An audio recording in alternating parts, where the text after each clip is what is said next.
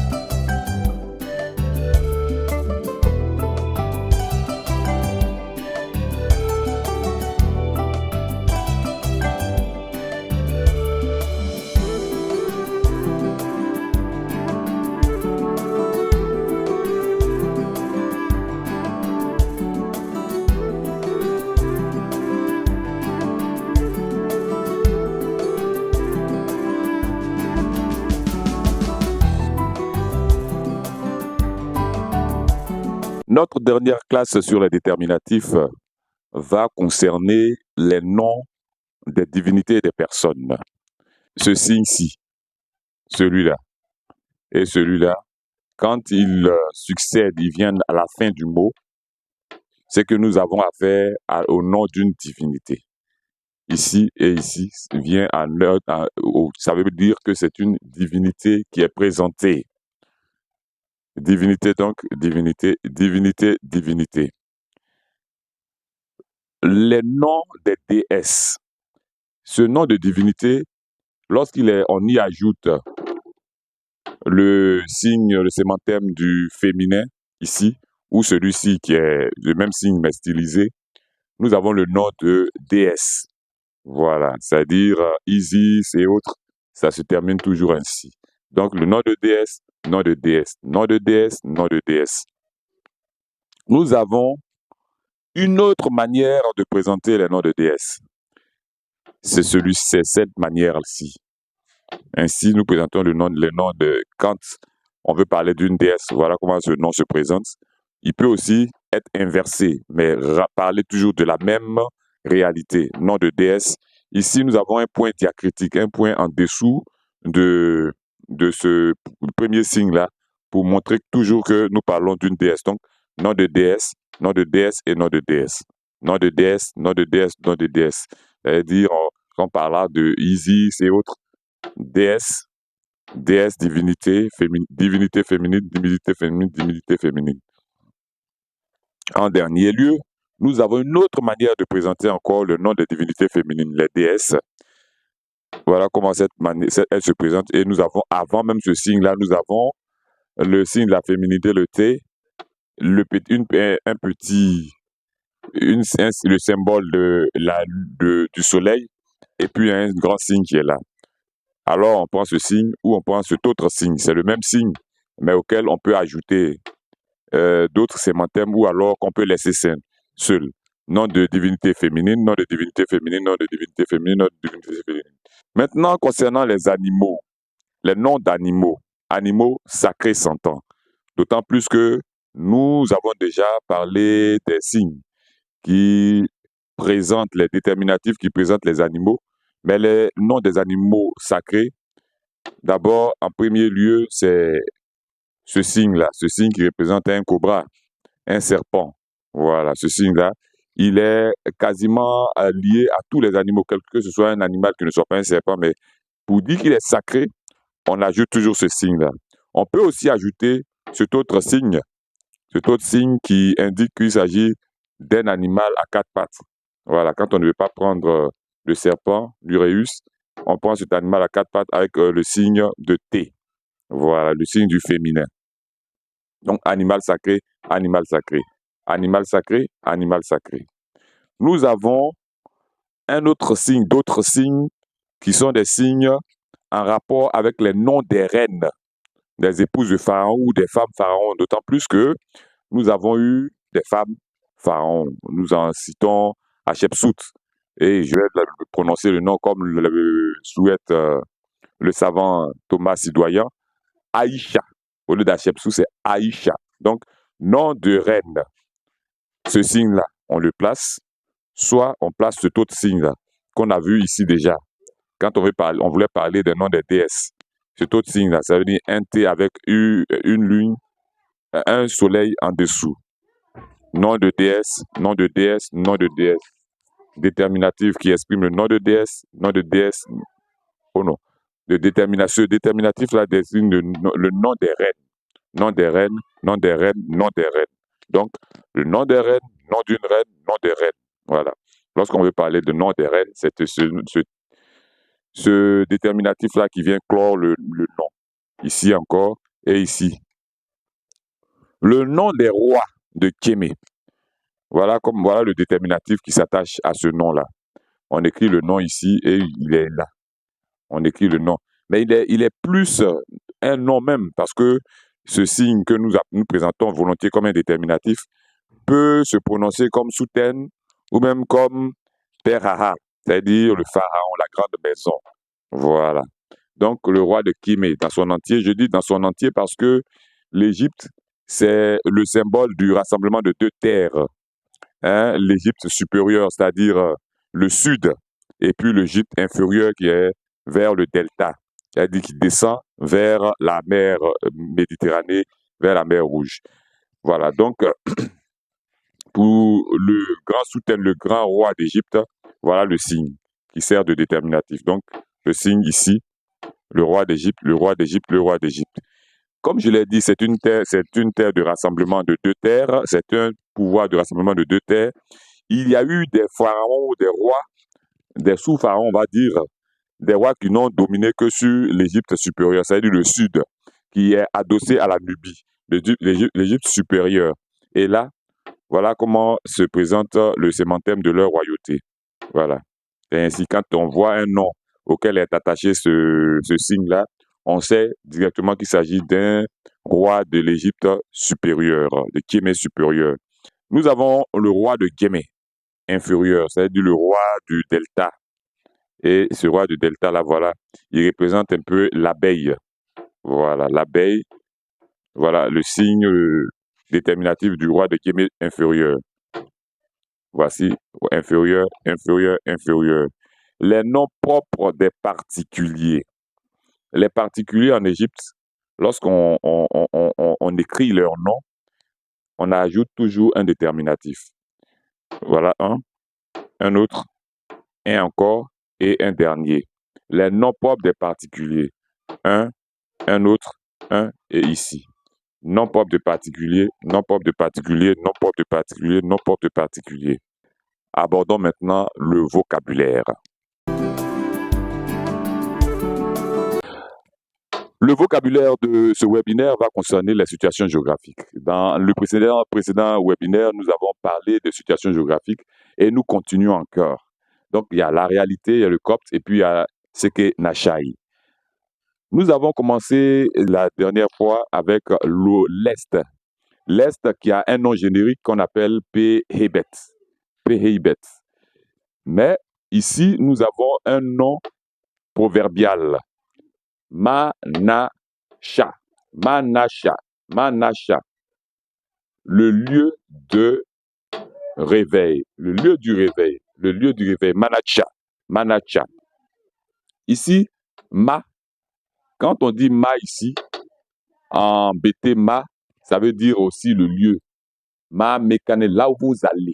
Ma mécane, là où vous allez. Ma, ça veut dire le lieu, le site, le point géographique, là où vous allez. Donc, Manacha. Nous avons ici l'Occident, l'Ouest. Et l'Occident, qui a pour nom générique Amenti, va avoir un nom proverbial qu'on est Manahotep. Manotep. Manotep. Manotep. Manotep qui veut dire le lieu du repos. Le lieu du repos, le lieu de la paix. Le lieu du repos, le lieu de la paix. Autre parenthèse encore pour dire que chez nous aussi en pays BT, Ote, Wote, Ko, Wote veut dire la paix. Le Ko c'est un préfixe, mais Wote c'est la paix. Nous avons même des plantes qu'on appelle Bobla Woto. Woto qui veut dire, lui, il fait tomber la colère. C'est un arbre que lorsqu'on plante à l'entrée d'une maison ou d'un village, quand tu viens, à quelque soit ta colère, ça t'apaise de manière mystique. Voilà. Donc, Wote, ça veut dire la paix en BT. Wote veut dire la paix, le repos en égyptien ancien. C'est dire tout le lien qui existe entre ces deux langues, entre toutes les langues africaines. Je continue. Le village, sinon la ville, porte le nom de Tivaki. Tibaki, Tibaki, Tivake, Tivaki. Donc, Tivaki, Tivaki. Le village porte le nom de Pétimé. Pétimé. Pétimé. Pétimé. Pétimé, ici, quand on enlève le P qui est l'article, c'est Timé. Timé qui me fait penser directement à comment on appelle le village ou alors la ville dans ma langue maternelle. Dans ma langue maternelle, on appelle la ville Doumé. Doumé. Quand on dit Doumé, c'est la ville, c'est le village, l'endroit habité. Vous allez à Gagnon trouver un Gemene Doumé, qui est le nom d'un village, Gemene et Doumé. Nous allons trouver à Abidjan même, qui est chez les Hatchans, qu'on appelle les Briés, qui est chez les Hatchans, qu'on va trouver à Bobo Doumé. Voilà, à Bobo Doumé. C'est pour dire que c'est toujours la région. Et c'est ce Doumé qui est timé ici en égyptien ancien. Voilà. C'est dire que nous avons tout intérêt à apprendre de l'Égypte ancienne parce qu'elle va nous révéler nous-mêmes notre histoire. Nous continuons. La maison porte le nom de Péhi. Péhi, Péhi, la maison. Péhi, la maison. Péhi, la maison. La construction. Pécote. Pécote. Pécote. La construction. Pécote. La construction. La route. Péquier. Péquier. Péquier. Je reviens encore pour ouvrir une autre parenthèse. Qui est, dans ma langue, on ne dit pas qui, on dit gué. La route, c'est gué. Le gué, voilà ici, c'est qui est en égyptien ancien. Voilà. Donc, gué, la route. Gué, la route. La route encore, c'est kire. Kire. Kire. Kire. Le mur. P-sopte. P-sopte. P-sopte. La chambre. Teri. Teri. Teri. La porte. Péro. Péro. Péro. Nous en avons fini avec le vocabulaire. La classe sur la grammaire de ce jour va concerner les articles indéfinis. Lorsque nous parlons d'articles indéfinis, c'est un, une, des. Dans les webinaires passés, nous avons abordé déjà l'article indéfini masculin, qui est masculin singulier, qui est ou. L'article féminin singulier aussi a été abordé, qui est oui. Pour ceux qui n'ont pas encore ces informations, ils peuvent se référer au webinaire passé. L'article indéfini au pluriel maintenant, qu'il soit masculin ou féminin, qui se dit des, se dit en copte han, han, han. Et le han là s'écrit ainsi. Han, han, han, han, han, han. Han shiomi, han hiomi, han shiomi. Des femmes, han shiomi, han shiomiu, han shiomi, des femmes. Han retowi, des chevaux. Han retowi, des chevaux. Ran rou, des portes. Ran rou, des portes. Nous avons tout à l'heure vu que la porte, c'est ro. Mais quand c'est au pluriel, rou, c'est rou, ran rou, ran rou. Ran hioti, ran hioti, ran hioti, des pères. Ran ioti, ran ioti, ran ioti, des pères. Ran seboui, ran sekui, ran sekui, ran sekui, des écrivains. Ran sekui, ran sekui, ran sekui, des écrivains. Lorsque nous avons ici ran kyomiu, voilà un autre signe du pluriel. C'est celui-là qui fait ou, kyomiu. Hein? Retui, pluriel. Quand on voit ici ce trait-là, ici, c'est le pluriel qui est exprimé. Voilà. Donc, c'est la raison pour laquelle on dit ran chromiu, les femmes. Ran chromiu, les femmes. Ran chromiu, les femmes. Ran ketowi, les chevaux. Ran ketowi, les chevaux. Ran ketowi, les chevaux. Ran rou, les portes. Ran rou, les portes. Le pluriel, le pluriel, le pluriel. Ran rou, les portes. Ran ioti, les pères. Ran ioti, des pères. Ran ioti, des pères. Ran sekui, des écrivains. Ran sekui, des écrivains. Ran sekui, des écrivains. Nous voilà donc au terme de notre webinaire dans lequel nous avons fait la rencontre de plusieurs mots qui épousaient les langues actuelles de Côte d'Ivoire, mais les langues actuelles d'Afrique. Raison de plus pour que vous veniez avec nous faire cet itinéraire-là, pour découvrir, pour dépasser le cadre de l'information et aller à la connaissance. Et c'est cette connaissance-là qui va nous permettre de reconquérir notre passé, glorieux passé qui nous a été volé, et d'aller vers les autres, les bras remplis du meilleur que nous avons. Je suis Michel Dja, formateur en démotique égyptien ancien. Likez, partagez, à très bientôt.